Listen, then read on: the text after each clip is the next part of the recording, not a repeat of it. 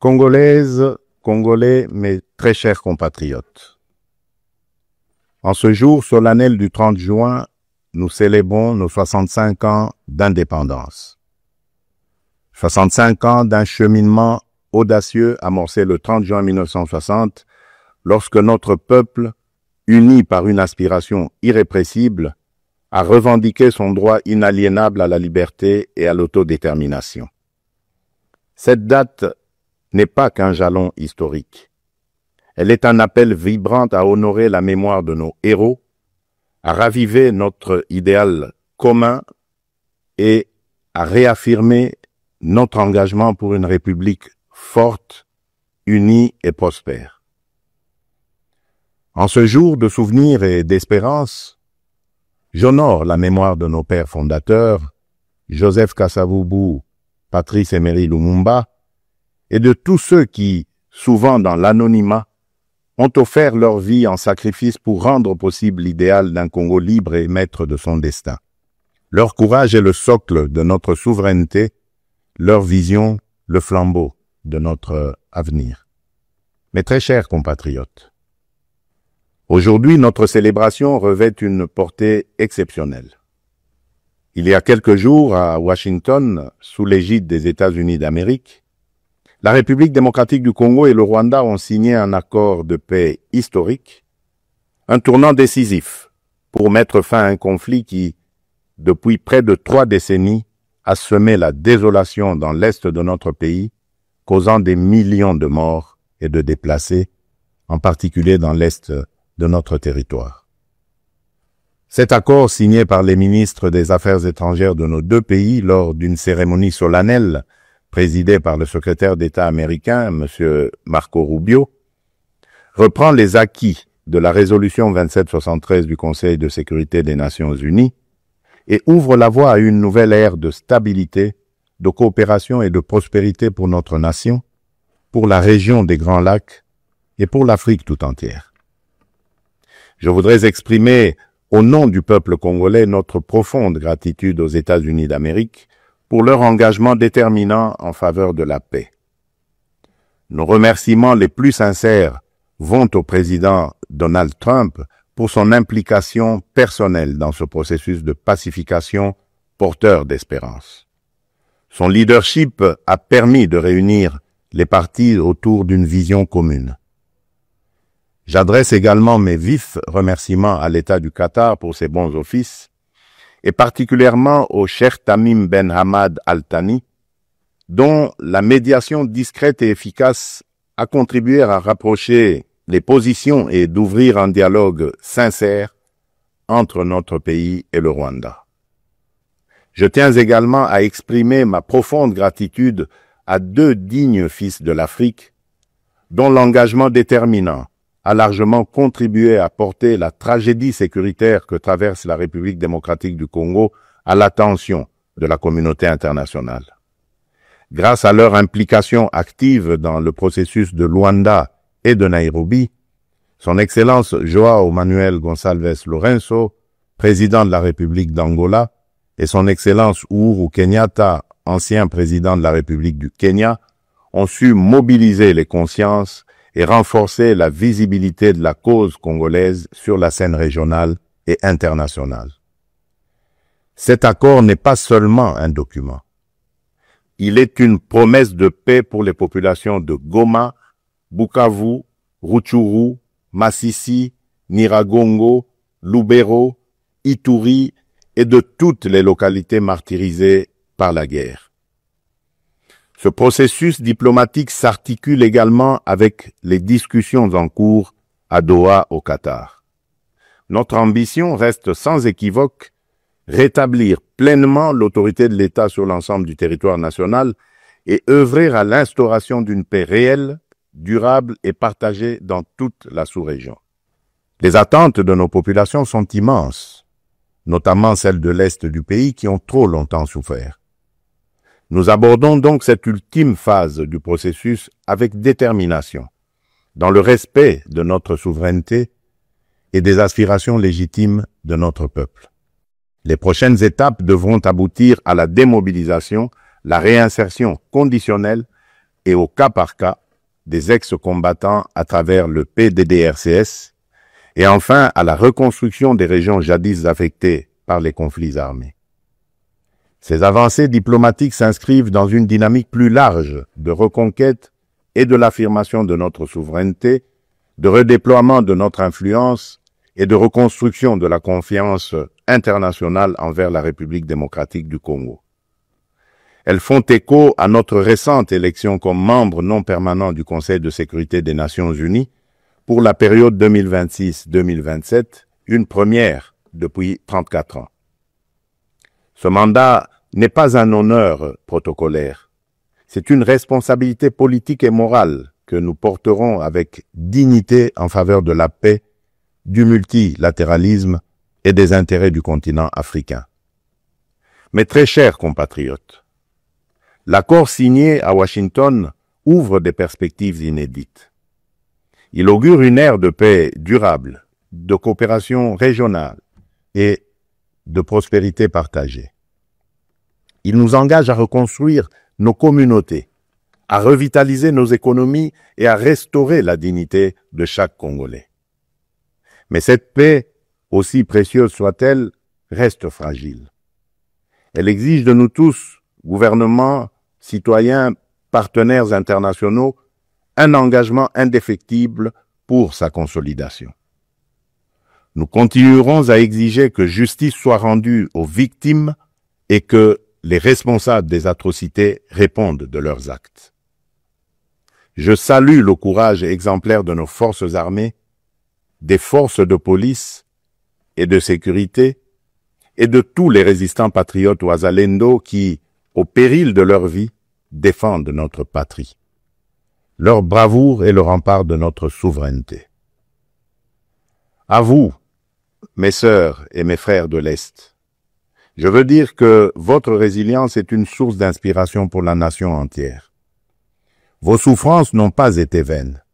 Elles ont forgé notre détermination à réfuter toute solution précaire à cette crise et à nous engager à bâtir un avenir meilleur.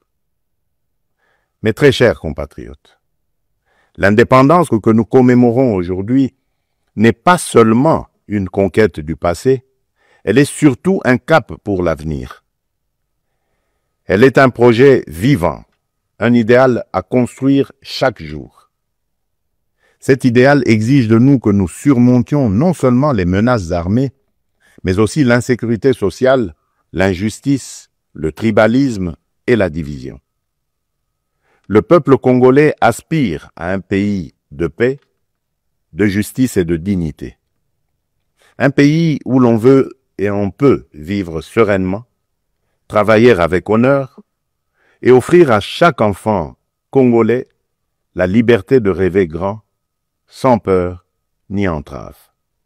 Réaliser ce rêve requiert la mobilisation de toutes nos forces vives, institutions, citoyens, diaspora, partenaires, autour d'un même idéal, bâtir un Congo moderne, sûr et respecté. Il est temps de transcender nos clivages, de rejeter les discours de haine et les manipulations, et de faire de notre diversité une force, non une fracture.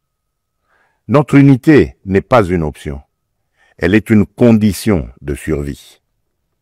C'est dans cet esprit de responsabilité et de dépassement de soi que j'ai tenu il y a quelques semaines une rencontre franche et républicaine avec M. Martin Fayulu, l'un des leaders de l'opposition. Ce geste, que beaucoup n'auraient osé imaginer depuis les élections de 2018, témoigne d'une volonté partagée de placer l'intérêt supérieur de la nation au-dessus des querelles partisanes. Cette rencontre marque une étape importante vers une politique de réconciliation, d'écoute mutuelle et de respect réciproque. Elle donne surtout corps à l'exigence du peuple congolais, celle d'une classe dirigeante capable de s'unir aux moments les plus critiques, d'agir avec maturité et de servir ensemble la grandeur de la République.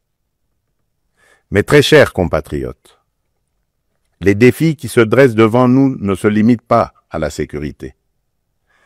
À Kinshasa, la congestion urbaine et les embouteillages affectent la qualité de vie. Le manque de discipline, l'urbanisation désordonnée et l'insuffisance des transports en commun rendent la vie difficile à des millions de nos compatriotes.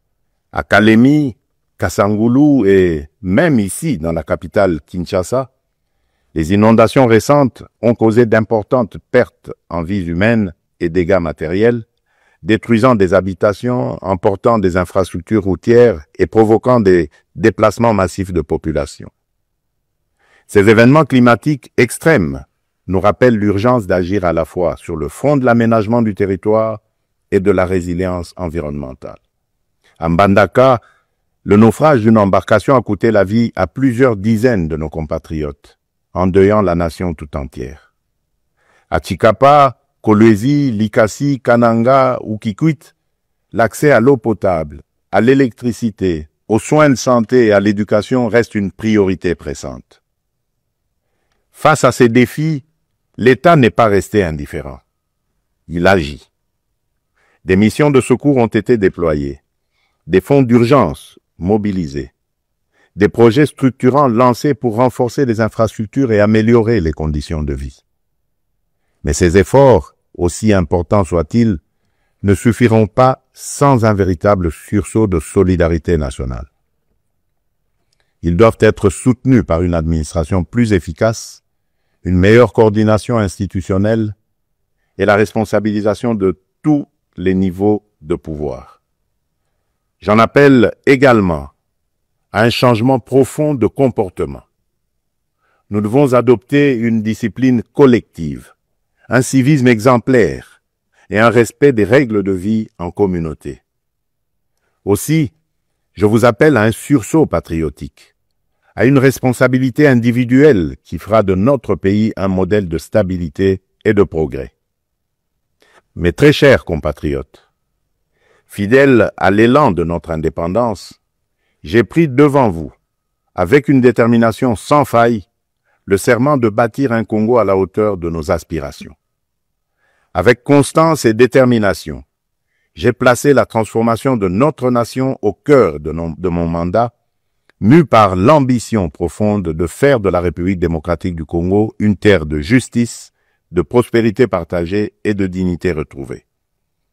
Cette vision que je porte avec vous et pour vous irrigue chacune de nos décisions et sous-tend les réformes audacieuses que nous menons dans un esprit de renouveau et de souveraineté assumée.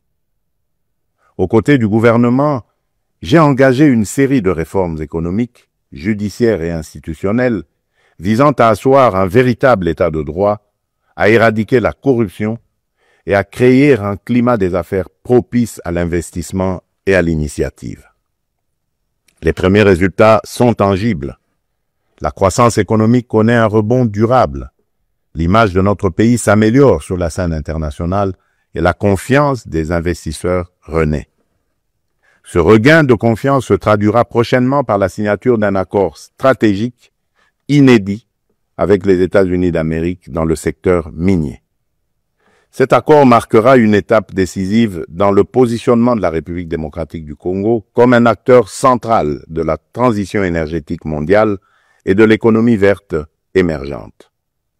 Il visera à valoriser de manière souveraine nos minerais stratégiques, en particulier le cuivre, le cobalt et le lithium, tout en assurant une répartition plus équitable des retombées économiques au bénéfice des populations congolaises. Il ouvre la voie à la transformation locale, à la création des milliers d'emplois et à un nouveau modèle économique fondé sur la souveraineté et la valeur ajoutée nationale. C'est là le fruit d'un travail collectif, déterminé, au service d'un seul idéal, offrir à chaque Congolaise et à chaque Congolais les perspectives réelles d'un avenir meilleur. Malgré l'adversité, notre peuple a toujours fait preuve d'une résilience extraordinaire. C'est cette résilience qui nous a permis de traverser les tempêtes du passé et qui nous permettra de surmonter celles d'aujourd'hui. Le Congo d'aujourd'hui n'est plus celui du fatalisme et de l'impuissance. À l'aube du retour tant attendu de la paix sur l'ensemble de notre territoire, s'ouvre un nouveau chapitre de notre histoire, porté par le courage inébranlable, la résilience admirable et la solidarité agissante de toutes les filles et de tous les fils de la nation. À nos partenaires des États-Unis, de la Chine, de l'Europe, des pays du Golfe, du continent africain et du monde entier, je le dis solennellement, la République démocratique du Congo est de retour, prête à nouer des partenariats stratégiques, fiables, transparents et surtout gagnant-gagnant. Nous avons les moyens de notre ambition, des ressources exceptionnelles, une position géostratégique centrale, un peuple talentueux et surtout un leadership résolument tourné vers l'avenir. Nous sommes prêts à jouer notre rôle, notre partition face aux grands défis de notre temps. La paix, la transition énergétique, le développement durable et l'intégration africaine. Je tiens toutefois à réaffirmer avec clarté les lignes rouges de mon action. Les ressources de la République démocratique du Congo ne seront jamais bradées ni livrées à des intérêts obscurs. Elles bénéficieront avant tout au peuple congolais. Aucun compromis ne sera toléré en matière de souveraineté économique. La République démocratique du Congo ne vendra ni son avenir, ni sa dignité. Mes très chers compatriotes, le monde change et la République démocratique du Congo a son mot à dire. Notre jeunesse déborde de talent, notre sol regorge de richesses, notre peuple rayonne de dignité. Ensemble, poursuivons notre projet commun, celui de bâtir un État fort, une économie diversifiée, une société juste et équitable. Ce 30 juin, faisons de notre indépendance un idéal vivant, incarné dans chaque famille, chaque quartier, chaque ville, chaque province. Nous ne visons pas seulement la fin de la guerre, nous voulons une paix véritable, qui sera le socle d'un vaste chantier de reconstruction d'une société plus inclusive, plus solidaire et plus prospère. Le gouvernement s'y attellera avec rigueur et transparence. Mais ce chantier ne réussira que si chaque Congolaise et chaque Congolais y prend part. Alors unissons nos cœurs et marchons ensemble, main dans la main, vers un Congo fort, uni et prospère. Bonne fête de l'indépendance à toutes et à tous. Que Dieu bénisse la République démocratique du Congo, son peuple et tous ceux qui l'ont choisi comme pays de résidence. Je vous remercie.